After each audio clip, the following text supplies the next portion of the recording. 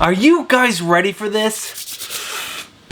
What is going on, comic book fans? Welcome back to the channel and welcome back to another Wednesday pull list. This is the video where I get you guys pumped and excited about the books that are coming out tomorrow on New Comic Book Day. So let's not waste any time and dive right in. But before we do that, I do want to remind you guys, I have two giveaways going on right now. One of them is for this statue right here of Jack Burton. This is a Q-Fig Elite. And guys, all you need to do is go watch this video and do what I tell you to do in this video, and you guys have an entry. This drawing is going to be on Thursday, the day after New Comic Book Day, which is February 9th of 2023.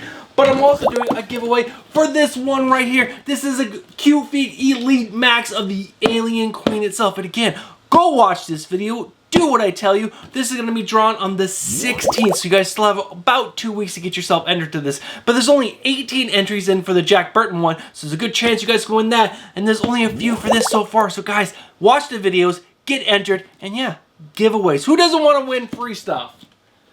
But enough of that, guys. We're talking about the Wednesday pull list. There's a bunch of things that we go over in today's video. So we have a handy dandy checklist for you guys, and then we're going to dive into the meat of the show. And the first thing that we're going to cover on today's video is my pull list. I go over every single book that I'm picking up this week. And after that, we're going to cover the chopping block. These are the books that I'm chopping from my pull list because I'm no longer enjoying the stories. And after that, we're going to do my cover lover picks. These are books that I'm just absolutely in love with because of the cover art itself. And the next thing that we're going to cover in this video is the new #1 that you just have to be excited about. And that's exactly what we're going to talk about. Why you should be excited about this new #1. And the last thing that we're going to cover in today's video is my top 5 must-have pickups for the story itself. What's in the guts of the books. These are the top 5 best rates of the week based on my opinion. Alright guys, that is the checklist. Let's go ahead and dive into the first thing, which was my pull list. Alright guys, so as you can see, this is my pull list right here, but you guys can't see that, so I'm going to throw it up on screen right now, guys. There are 16 books on my pull list. There are 4 new #1s, and there's only one title that I have not got caught up on, and that is Erratic issue #4. I couldn't find issue #3, so that book could not make the top 5 list. But guys, this is my pull list. How many books are on your pull list? Let me know down in the comments. Alright guys, let's find out if there's any books that are on the chopping block.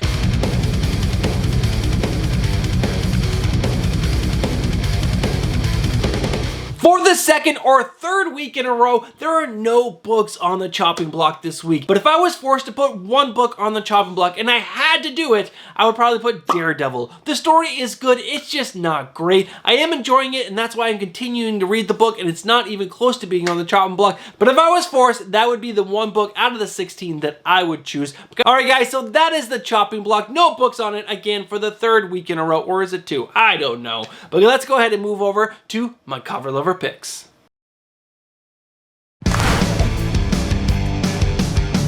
There are so many good covers out this week that this list is pretty long, so we're going to dive right in. And the first cover that I want to show you guys is for Batman issue #132. This is the Nathan Zerdy cover. It features Batgirl. Her costume is ripped. She has some amazing tattoos on herself. And guys, this is an exclusive from 616 Comics. There is a link down in the description below if you want to pick yourself up a copy of this. I know Cole from Cole's Comics claimed it, and I almost did it, but guys, I just couldn't pull the trigger. But guys, I might do it. I probably will do it. Who knows? By the time you guys see this, I might have already pulled the trigger on this cover. But guys, the next cover is for The Flash issue #792, the 1 in 50 incentive cover done by Torrin Clark. Now this is the cover A, but this is the version of the cover A. It features Bart and Wally, and I just love like the terror on Wally's face, and Bart looks so excited to be driving this vehicle. It is really, really cool. And the next cover is for Poison Ivy issue #9. This is the Dan Moore cover. This is the cover D. It's gorgeous. It's Dan Moore. Obviously, it's going to be on the cover lover picks.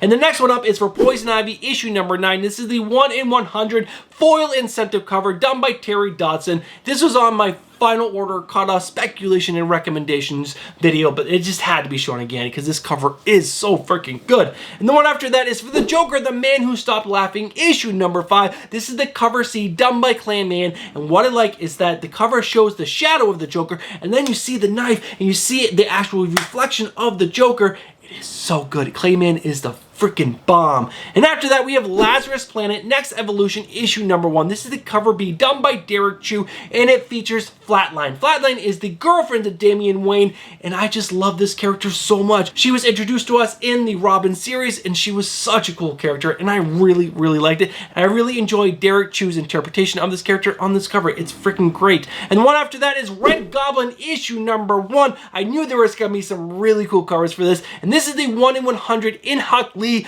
cover. It's gorgeous. Obviously, it's gorgeous. It's an Huck Lee, and it's a Virgin cover. Again, this is the cover A, but the Virgin is just so much better. And after that, we have the 1 in 50 done by Raposa, and it's also really freaking cool. Red Goblin having some great freaking covers. And after that, we have Miracle Man, the Silver Age, issue number 4, the Stephanie Hans variant. Stephanie Hans just does some really gorgeous artwork. I have no idea who this character is, but she is freaking gorgeous and beautiful, and Stephanie Hans crushed this cover. And after that, one of my favorite covers coming out this week is Static Shadows of Dakota issue number 1. This is the 1 in 100 foil variant done by Oliver Kopel. This is freaking amazing.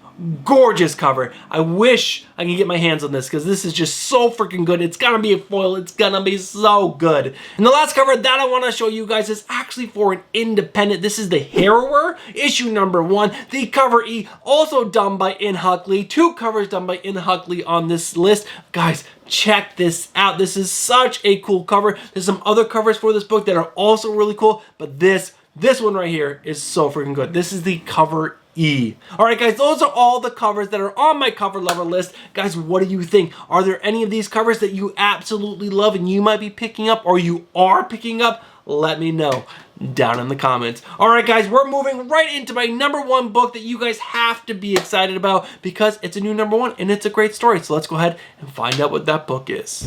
The new number 1 that I think you guys should be really excited about is the last cover that we showed on the cover lover list, Harrower issue number 1. Now this is written by Justin Jordan and art by Bram Revel, and here is the synopsis for this book. There's nothing to fear in the quaint town of Harrow, New York, except that is for the Harrower. The children wish that this boogeyman was just an urban legend, but this purveyor of puritanical vengeance against the unrighteous is very real, and there is no escape because the Harrower seems unkillable and spans generations, always returning. What secrets will Alice Young, a teenage girl obsessed with the Harrower, uncover, and will she be able to escape the pull of her morbid fixation? This deconstruction of the slasher genre is fresh and terrifyingly grounded that is perfect for fans of Bone Orchard in the closet. Now I really like the Bone Orchard, and I'm really interested in to see where this book is going to go. And what really sucked me into this book and why I'm picking it up are those amazing covers featuring the Harrower. I believe I'm saying that name right. And the covers for this book just look absolutely terrifying, and I have been getting into the horror genre more and more as of late, so that's why I'm giving this book a shot, and that's why I think you guys should be giving this book a shot, because the horror genre in the independents has been getting better and better as of late. Alright guys, that is my new number 1 that I think you guys should be picking up. Let's go ahead and dive into my top 5 must-have pickups based on the story itself with my number 5 book.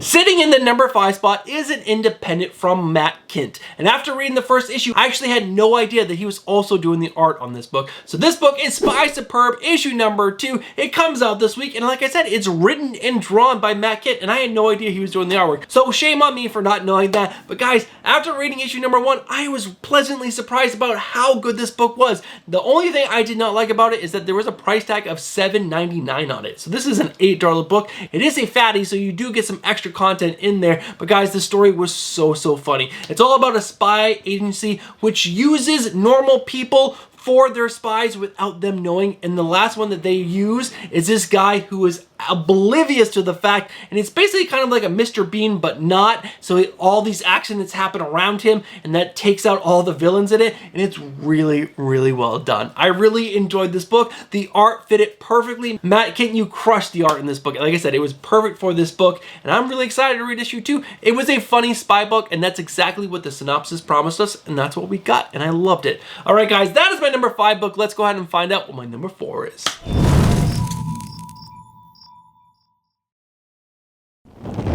The next book up is a surprise on the top 5 list to me. I really wasn't prepared to enjoy this book as much as I have been, and I am talking about Secret Invasion, issue number 4, comes out this week. It's written by Ryan North, and after reading all of his Fantastic Four, no surprise this book is actually really good. And this has art by Francisco Mobili? I want to say that's how you pronounce it, but guys, I was not prepared to enjoy this book at all. I actually picked this up because, you know what, it's a crossover event, let me check it out. And I was prepared to hate it, because I was like, do they really need to do another Secret Wars? I know they're doing it because the TV show is coming out shortly, but guys, this book is surprisingly really good. It's nothing like I thought it was going to be, and Ryan North is absolutely crushing it. Yes, the premise is Skrulls are invading the Earth again, and Maria Hill is the one out there trying to stop them, and there's twists and turns and involves Tony Stark, and it's really good. And yeah, issue number 3 was fantastic, and that's all I want to say, because I don't want to ruin the twists and turns of this book or the secrets of this book. So guys, check it out, it's really good. It's Secret Invasion. Issue number 4 comes out this week. Pick up issues number 1 and 2. The covers for this really haven't been all that great, but the story itself, what's in the guts of the book, has been great. All right guys, let's find out what my number 3 is.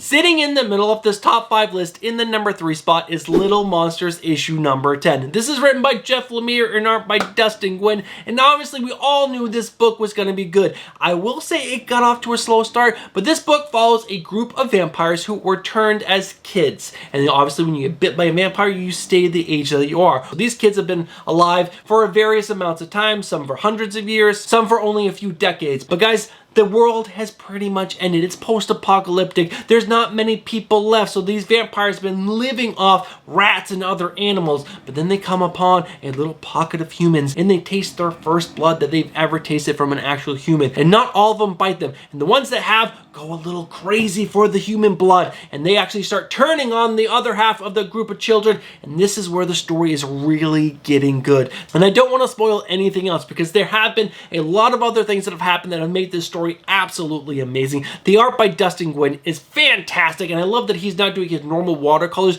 he's actually doing pencils, and it's so great. The story is really, really good, and I really believe that you guys need to be picking this up. It's Jeff Lemire. He's one of the best writers out there, guys. Pick this book up. All right, guys, that was my number 3. Let's find out what my number 2 is.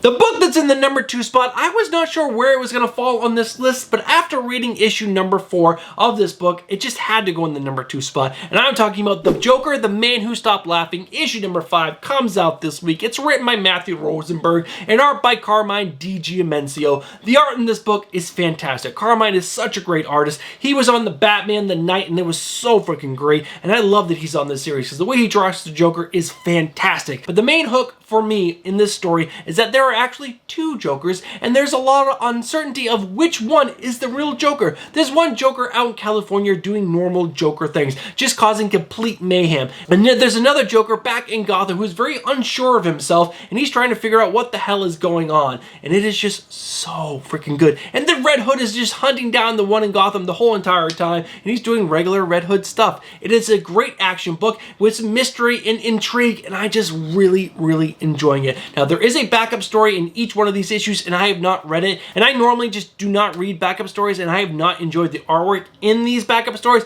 so I just completely been skipping them. But guys, if you have been reading them and you have been enjoying them, guys, let me know down in the comments. Alright guys, let's find out what my number 1 book to read coming out this week on New Comic Day, which is tomorrow, February 8th of 2023.